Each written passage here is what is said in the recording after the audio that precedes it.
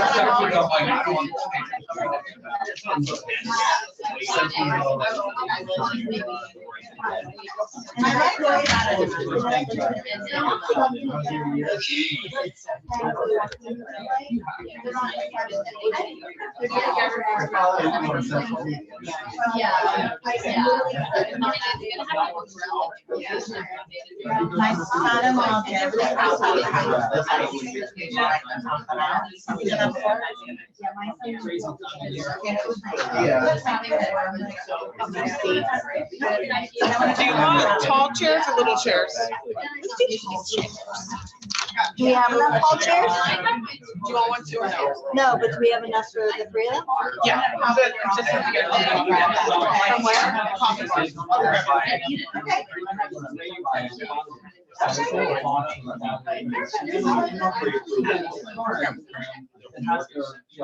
Yeah, I know. I just like, you want like the It's a great question.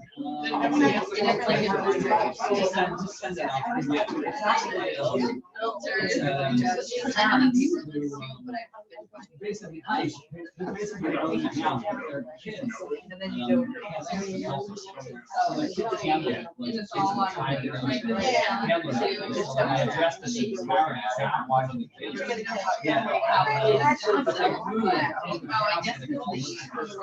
I always try to do this one. I'm sorry, I just like right in. I'm so rude. I have this one that says like, oh, 2022. It's very,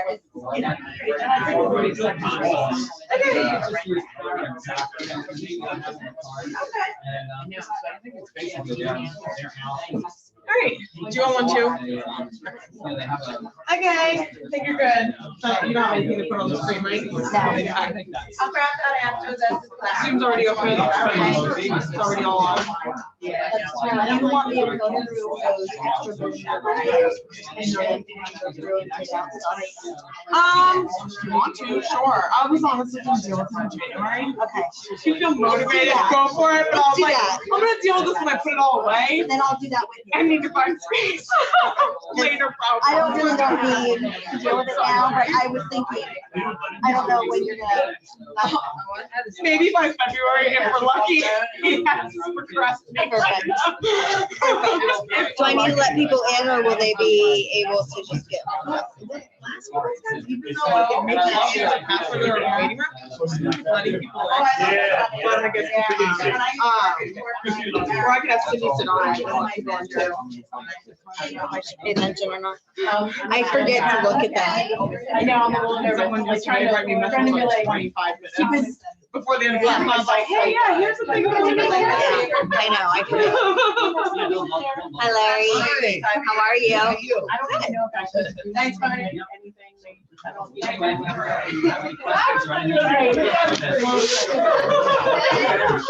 like, I don't, can I hide in the corner and not do this? Sorry, I'm When getting better, lady. When I saw who was on the paddle, I'm like, shh. I'm like, I have to do this. We had to throw you. You deserve to be up here with you guys this way. You're good. I moved over. Yeah. I'm like, I don't even know if I'm supposed to have anything. I'm like kind of freaking out right now. I never use it. Very freaking out. Really freaking out. Don't be freaked out. Listen, here's the thing. We want to have different people up here all the time. You don't want to see the same faces every time, right? And everybody has something to share and something to add. So we all have different ways of doing things, and we're all at different places in our business, and we all have something to learn from each other. All right, I'm gonna move this so I can kind of like get all of you instead of having to move it.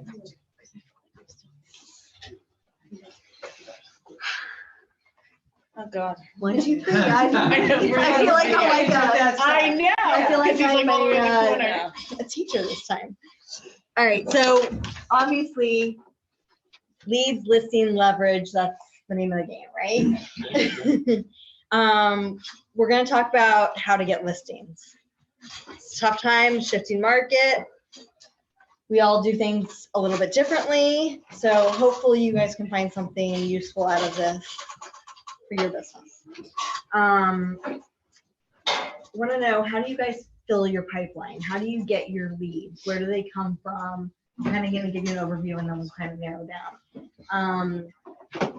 How do you connect with your database? How do you market? What do you spend your money on or your time? How would you tell a newer agent or somebody that's kind of in like a dry spell how to jumpstart their business? Then we're going to talk about your goals for next year, because I'm interested to see, you know, we all have set different goals for ourselves. Where do you set yours and where does that compare to like the prior year? So I'm going to put you up, Larry. Give these ladies a break. Let's talk about where most of your business comes from. Sure. So it's Lisa and my business. And Smart we name. just recently analyzed, right? We were looking at where we ended, where we were projected to end 2022. And we'll close out the year at 57 transactions, which is down from the previous year. That's incredible though. Yeah, so we're down. Okay. But and do you normally quantify it by how many transactions, Yeah. or are you looking at that and what your average transaction? so our average sales price jumped up, Okay. but our transactional count came down. But to answer your question, it's about 50-50. We have about 50% of that were sellers and 50% of that were buyers. Okay. And then your total volume, do you look at that or do you look at your GCI as your Yeah, kind we'll of track the volume number? and the GCI. Okay. So But do you, when volume- you set your goal, do you start with your GCI and then figure out what you need? Yes. Okay. Back into it. However, we're changing that up a little bit this year. Okay. We're just going to track one activity, one thing, Which is listing appointments. Okay. So our goal to see what your conversion in rate is. 2023 is 100 listing appointments. That's all we're tracking. Okay. All right. I'll be interested to see how that Yeah. plays out. So we had 65 this year, Okay, and you had ended up with 50, well, not all Yeah, those about- were listings. about 37 listings. That's pretty, That's okay. it's pretty good conversion rate. And some of Um, them haven't listed yet, right? Right. So we're just going to track listing appointments and see Okay. how that goes. So from that, what is the source of those listing appointments? So we only do a couple of things. We make prospecting calls. Two, So we make prospecting calls to our sphere of influence. what do you say to somebody that's in your sphere? So we just check in. Past sphere of influence would be past customers, our friends and family in the area, and we're just checking in to remind them that we're here and to refer any of their real estate business to us. We make neighborhood calls, specifically around a home that has recently sold in our primary market. The dialogue is, my name is Larry over at Keller Williams Real Estate. We're just calling to let you know your neighbor's home at 24 Plainfield Road went under contract in 7 days. Real estate market remains strong. Sellers are getting top dollar. Are you thinking of moving? Do you know what your conversion rate of all those calls 1 in is? 100. It's pretty good, you know that number. Yeah, it's about 1 in 100. You know, we'll connect with 100 people. We may have to dial the phone 700 times, but we'll connect with 100 people. We'll get maybe a dozen leads of people that say, you know, call me back. Here are the responses. So the responses are, my daughter is a sophomore in high school. When she graduates, we're going to sell. Or we hear, I'm 52. When I turn 55, I'm moving to Florida. So not many immediate responses, like come on over, list my home. But you put them in your We put them in our database, database. so it's a numbers game. Completely. All right. So in your database, are you then adding, like a note saying, Yeah, check so, back in 2 years, check in 6 months from now? yeah, so I'm embarrassed to say that we do it manually. Okay. And we have a prospect card or an index card. And we write their name, address, and phone number, the date we spoke, and what we kind of spoke about. And then we have a shoebox, January through December, and 1 to 31. So if they say, call me back in the spring, we'll file it behind March. Or call me back in 2 weeks, we'll file it behind. It works. 21st. So Doesn't I have to would be not like that. recommend doing it that way, and we have command, and there's a lot of other avenues. But it works. Your shoebox never crashed, did it? Listen, we have clouds now for that. All right, I'm gonna put you on the spot now, Dawn. You're up. Where does most of your business come from? Referrals. Okay, and how do you get those referrals? Basically just keeping in touch with my database and my past clients and my current clients. So yeah, so I'm about 70 to 85% referral right now. Okay. My goal is 95. Okay, and how do you reach out to your database and your referrals? Call them, email them, text them. So your average person, how many times are you calling them? And I'm not, no judgment. No. Physical phone calls is probably about 3 times a year. Okay, So this year I'm gonna be bumping up to 4. Text messages, random. So there's no actual like time frame. It's just like if I'm thinking of them, I'll text them, or if it's a holiday, I'll text them, or if something happened on Facebook, I'll text them. We do Facebook. I do Facebook as well, keeping in touch with them then. And then emails go out like once a month. do you do any other marketing? Open houses. I do holiday cards, birthday cards every single year. Everybody gets a birthday card. Everybody gets a home anniversary card. They get shout outs in the newsletter that I send out for birthdays and stuff. Yeah. How about your holiday cards? Because I know a lot of people are working on those right now. Do you do those with any of your business branding, or is it All the time. okay? My logo's on it all the time, no matter what. And then it's like, it'll be like in the corner or something. And then it's always like Love Dawn. Like I'm never like forcing that on them or like, give me your referrals or So I'm so you're happy always for your referrals. included in it. I'm always like, thank you so much for your support, Love Dawn. Like that's all I put on there because I don't want anybody to think that all I'm doing is asking them for referrals because I ask them in other times. The holidays are the holidays for thankful, being gratitude, grateful, being all that. So I don't do it all the time. Yeah. You ready? Nope. For those of you guys don't know, Mary Ann, she's new to our office, not new to the industry, so you probably know her. But we're glad you're here. Thank you. And listen, you don't give yourself enough credit. Well, I it's see your name out there a lot. So JP and I are a team. And JP's been doing it about 6.5 years, Hi. my son JP. And yes, I was at Coldwell Banker for 10 years, then I was at Remax for 5, and now I'm at Keller Williams.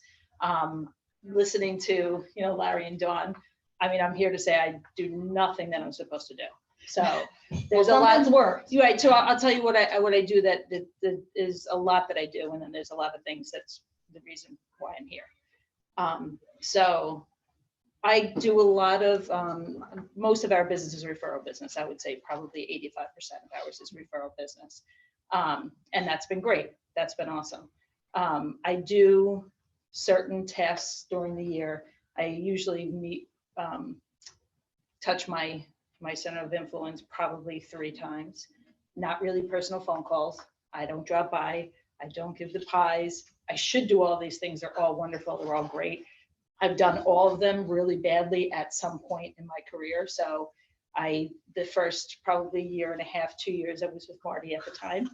And I went to like the 15 people that I had done business with, and I wanted to stop by their houses.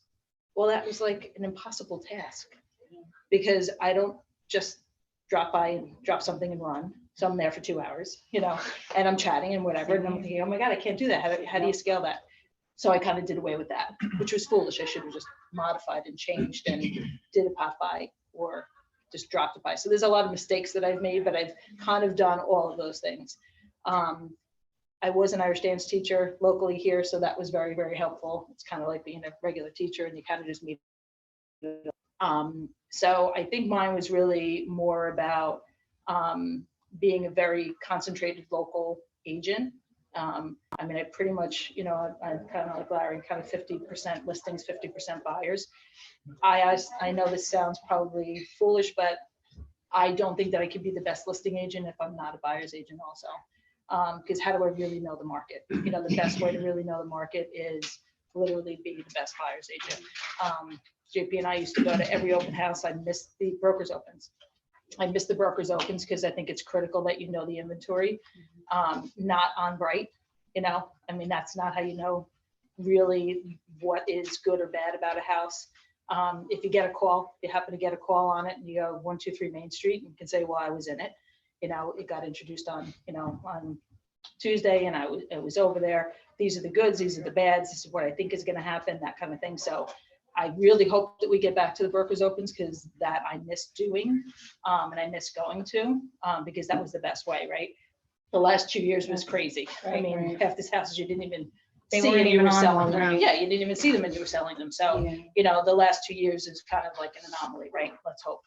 And, so from a perspective of how I'm going to get buyers in 2023. And that's why I said it to Justin, I'm like, I don't know if I should really be on this panel because I have no idea how I'm going to get 23 listings in 2023. But I will say I have to go back to basics. JP and I literally, we've always had, an Excel spreadsheet of our, center of influence. I'd say I give ourselves like a 50% on that. So we would do more mailers, on things if we had something to say. But from this standpoint, obviously having the best CRM is going to be really critical. So going back to basics, it's literally like checking in with my sphere. I call it my top 50. And then obviously really concentrating on those people. Let me interject and ask you a couple questions about a couple things that you just brought up. One is when there aren't brokers opens, do you schedule agent previews? So I have, that's really only happened really for the past like 4 or 5 months. Okay. Because it was really Right. no time if you think about it. If Probably they June, didn't go July, see things it the started to first change. time, Yeah. it was gone by the time you brought them back. Right. So it really, to even get into the house, if I had a buyer, it was difficult. So previews, it didn't really happen. I mean, if I had an opportunity Right. to, yes, if they were like But out are of you- the are you- office, whatever. You use that when you can though. But I'm starting to do Okay. that again. I would encourage everybody to do that. I think we all should know what the inventory is like. And Yeah. even if you don't have clients that you're showing something to, I think knowing what's out there so that you can give them a really candid opinion about what the other competition is. Well, I used to, when I was a new agent, this is what I would encourage, it was basics that I used to do. Number one, I was in the office every day. And it was like kind of in a fishbowl, like a room like this, and Marty knows. And I would really just listen to all the other agents. So being in the office was critical because you just learned so much that just organically was just there. And if you're at home doing it, I know that you can, but you're not going to learn the things that you should. So now that everybody's even more remote, I think that's kind of a disadvantage. And how do you really kind of create that opportunity? So that was kind of, critical for me. From a, inventory standpoint, I used to go and preview every property, whether it be at an open house, brokers open or not.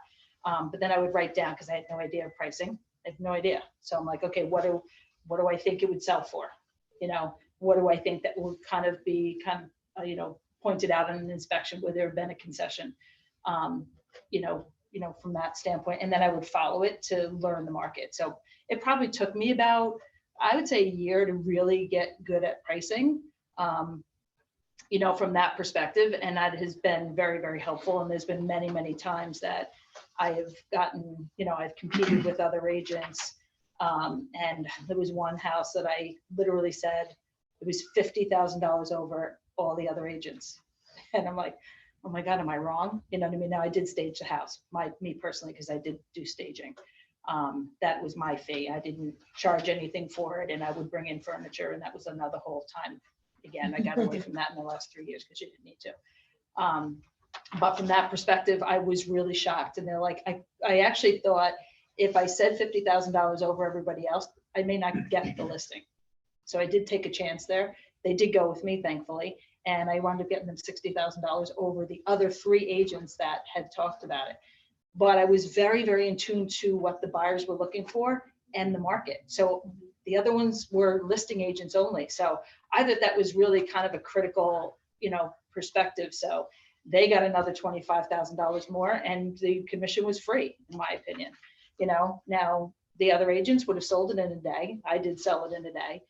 But it really you have to see both sides of it. So even though everything that I am supposed to be doing is to kind of be more of a listing agent and then have buyer's agents, showing agents, I'm not there yet because I don't think that I can be the best listing agent without being a buyer's agent. So I'm struggling through that a little bit. And obviously the program that, from a training perspective, that's why I'm here. I really need to be taught and trained. So I know you're saying like I'm too new, but I'm like, I treat myself as a brand new agent every year. I know. So the past is kind of the past. I mean, you can look at 2020 and 2021 numbers. They mean absolutely nothing. Agreed. As to what's going to happen in 2022 and 2023. And look, we can all be doing things better, smarter.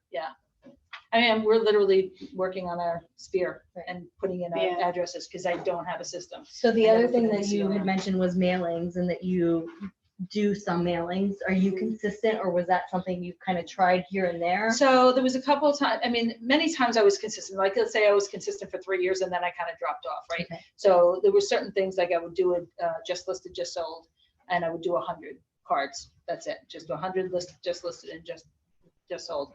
I almost felt like I didn't need to do the 100 just sold. You do one or the other. I felt like I could probably, do something else with it.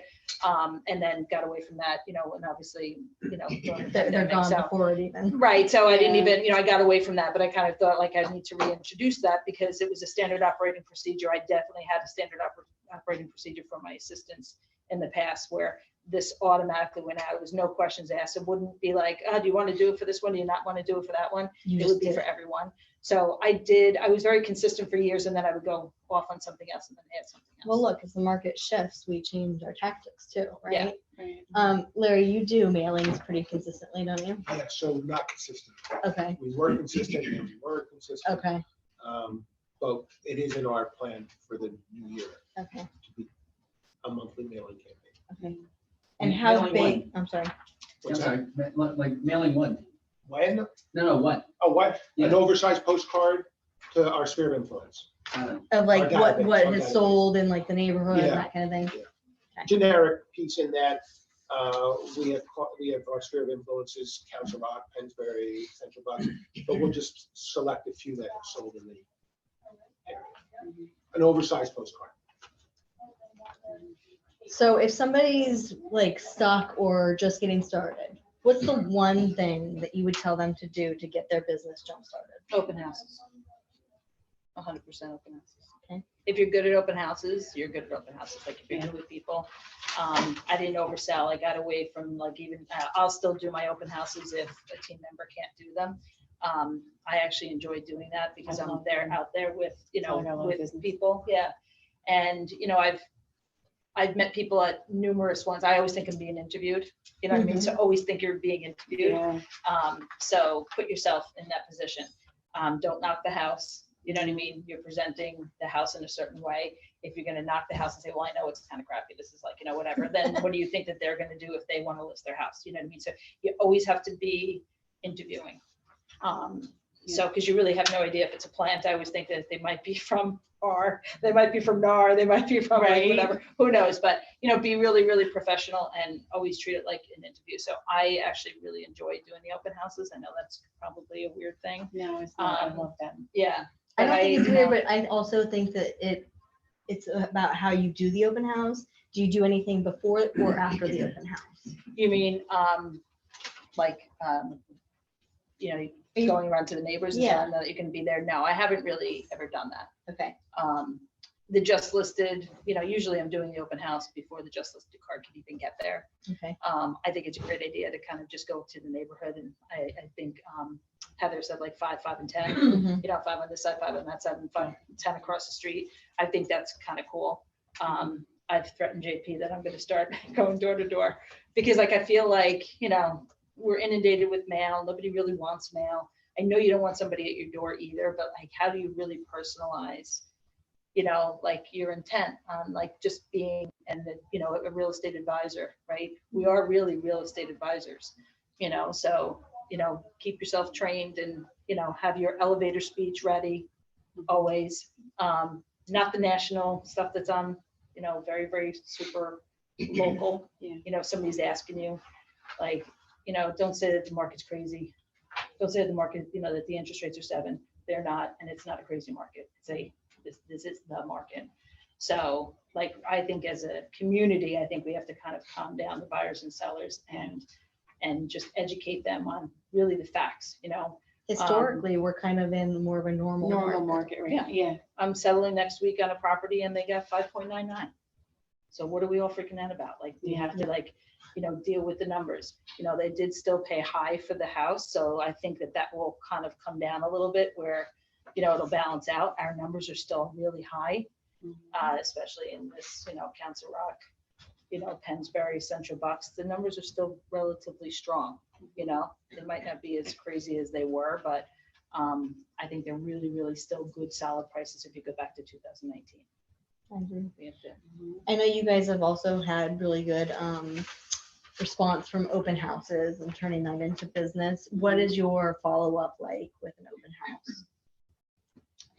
With mine, I just, I have all their information and then I just call them afterwards. How soon And- do you call them after? It depends on what time I get home from the open house. Do you call them that day? Most of the time, yes. Okay. Because I don't want to miss out because they could turn around and go and see a realtor on the street, like when they're driving home from the open house, and all of a sudden they're like, met this realtor and they were a little bit more aggressive than I was, and they wound up signing with them, and then now I'm like, I call them and they're like, oh no, we have a realtor, whatever. So, and then most of them, and it's true, most of them will tell you if you're approaching them that way that they have a realtor already. And I don't approach them that way at the open house. I just start talking to them about the neighborhood because I circle prospect beforehand. And then if they come in, I'm like, hey, are you a neighbor? And they're like, no. And I'm like, oh, because I called all the neighbors to invite them. And they're like, oh, okay. I'm like, where do you live? And then they start talking about that and what brought you here and all that kind of stuff. And I don't ask them right away if they have a realtor because they're very defensive then, and they write down, yes, they do. And they may not. So then I call them right away. And if I don't get in touch with them, I leave them a message, and then I'll call them like a day or two later. And then maybe send them an email, and then kind of just follow up once a week after that. How about you? I know you guys do a lot of open houses for your Yeah, so listings. it's a big part of our business. Yep. But we have a system, so it's probably 3 components, what we do to prepare for the open house, how we host the open house, and then a system for follow-up. But we have everybody sign in. Yep. And then the goal is to call everybody back 3 or 4 times. If we can't get an appointment after the 4th contact, we'll throw the lead away. Because next week we're not looking to collect guest registries, Right, yeah. right? I mean, we have piles of guest registries. We really want to only Hone work with down the on people who's that serious. are Right. willing to work with us. Mhm. So can we talk a little bit about what your goals are for listings for this year? Have you? 23 and input? 2023. That now would be my goal. Do you know what your numbers were for this year for listings? I know, I don't mean to put you on the No, spot, but I'm I putting mean, you on the spot. I think we did about 50 deals, and it's probably half and half. Okay, So it's probably about that. okay, But I think the important thing to know is it's referral business. So, now I'm being very deliberate on how am I getting ones that I did something and I got a listing, not how I got a listing Well, last year. I didn't. and it was a different market. There was a lot more movement in the market, Yeah. so the referrals were higher. I think it's also hard, like if you have your center of influence, and I've been doing real estate now 15 years, and 15 years is a long time for my first clients to never meet another realtor along the way, whether it be Mhm. Aunt Sally, whatever. So, you also are going to have, fall off on that, and that's okay. You know what I mean? So just keep going. So as we're doing our, updating our sphere, we're realizing that we missed out on opportunities because we weren't really following up, whether we would have gotten them or not, but we obviously could have done more. So we lost those opportunities, but we may have done it anyway. So you can't keep beating yourself up. I do beat myself up a lot. And then it kind of derails me, which is, you know, Same. not constructive. So I But think you're just right, things- like they could have had a family member get their license, or they could have had a good friend that went into the business, and right. Yeah. you My just don't stepdaughter know. did it to me. Yeah. My stepdaughter did it to me. They were But listed, don't- getting ready to, and I Yeah. did, and I was like, all right, fine, let your mom do it. I don't care. Because her Yeah. mom got her license. And she's like, it's my mom because she's new. And I was like, okay, whatever. She's in the Pocono, she's down here, she's in the market. You tell me if you sell it. And then she decided not to sell it. So yeah, and I don't beat myself up anymore. I used to all the time. And I'm like, you know what? If it just move to the next, like just go next. It's just, you can't keep doing that because then you're never going to keep going forward. And I think if you stay positive with whoever that is, I mean, Mhm. stepdaughters, that's a little bit different, but Exactly. if you stay positive, you know, most likely if they liked you, the other person will trip up Exactly. Mhm. and then they're Agreed. gonna go, hey, listen, can you? Yeah. But if you've kind of cut off that tie or like that it won't be Yeah. approachable, then, you know, because I remember that was one of my first experiences and it was a Yardley apartment house and they were neighbors and they were the best of friends unless they were 60 and the agent was 40. And they didn't list with her. They listed with another agent and she disowned them.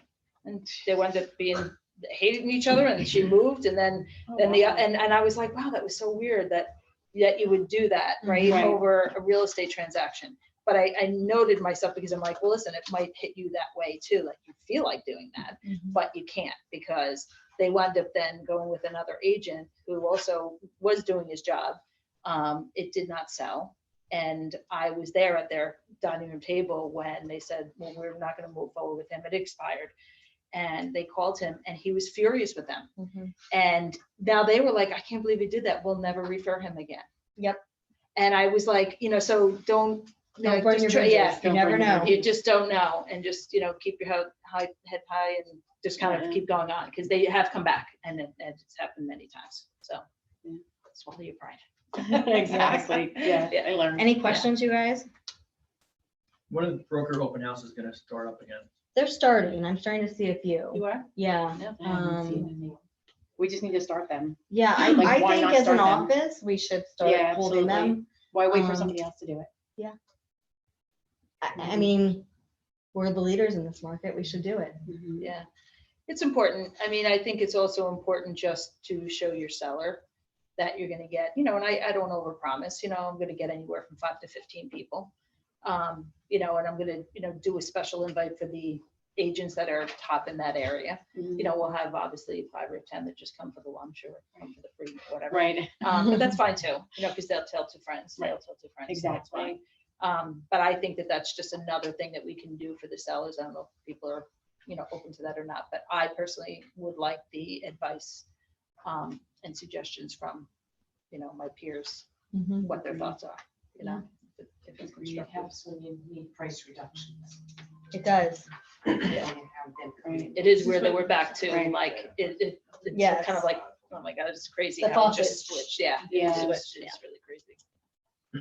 What makes your top 50 list? Like who would make the top 50 list? Anybody that has referred me, or I've done more than one transaction with.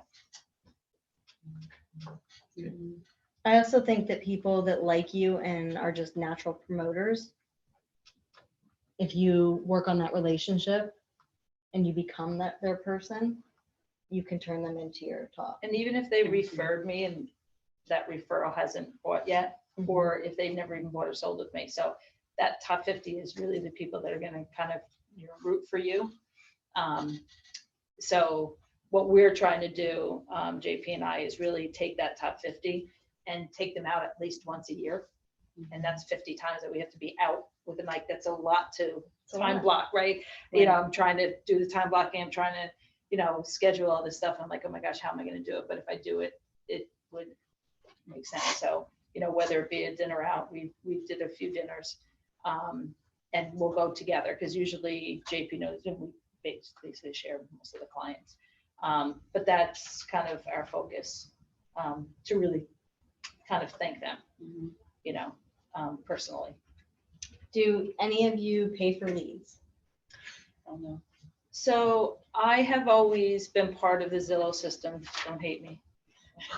It's okay. So It's okay. I Fix know, you. I know. I need to be fixed. Well, you know, the thing is, I wanted to, so just, I'll try to do it real quick, but I moved to this area in 2006 and jumped into real estate in 2007, which was the opposite market that it is now. And I didn't know anybody. So I needed to brand myself. Now Zillow was very different back then. So it was very much branding. So I didn't do Zillow for the leads because, as we all know, they're, you know, hard to kind of convert. So the branding of it, in my opinion, worked. And it was a time where I had no money and I did not have money to pay for Zillow.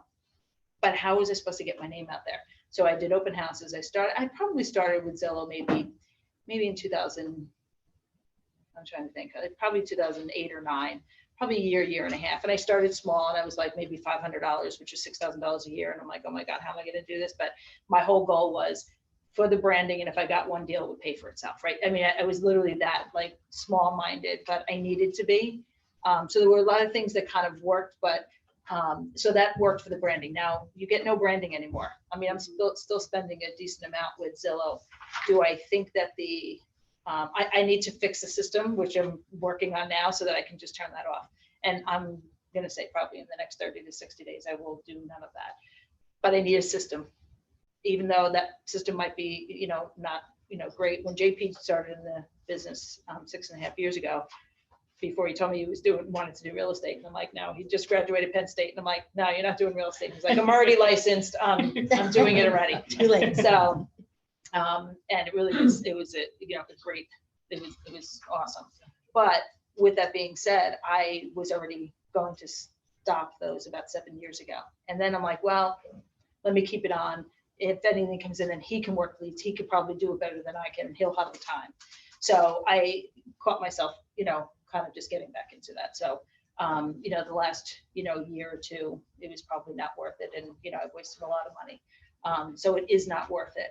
But I promised that I was going to get my act together, get a system down, and then turn it on. So We'll help. soon, We'll soon to be. support you. Soon to be. Yeah, I mean, it's been okay. It's been okay. It's probably paid for itself. Maybe. It's not been a huge generator for me. You know, because you got to remember too, even if I, let's say I got 3 to 5 deals a year on it, those 3 to 5, I'm not very good at measuring where everything came from and Right. return on investment and all that. So I don't even have great numbers to tell you if it was good, bad, and different. But if I had those 5, were they repeat customers? Likely, you know what I mean? So, you know, I think anything that you do, but it was a lot of, you know, it was a lot of money that I didn't need to really spend. I could do more organic things, you know, to get out and get those 5, to get, you know, the 5 referrals. Maybe I'll turn it off today. You'll be okay. And look, not all lead services are the same either. Yeah. I don't mean that nobody should pay for anything. Mhm. I just think that you have to be smart about what Yeah. you're spending your money Yeah. on. Exactly. And I mean, really, referrals and people you know in your sphere, nothing can equate for the quality of those deals. For sure. Mhm. Thanks, you guys. I really appreciate the great turnout. Hope to see you guys. We have a lot of good classes coming up. I'm really excited about. There's And- a good one on Friday. That's right. Which one is it? Friday? A business plan for 1 million in GCI. Oh, right. And just so you guys know, you can give input too. So I'm the education chair. So if you guys have ideas for classes or you want to talk about, you know, how we can improve things, please, I'm open. I want your input. See me. Okay, thank you. Thank you. Thank you. Yeah, keep going.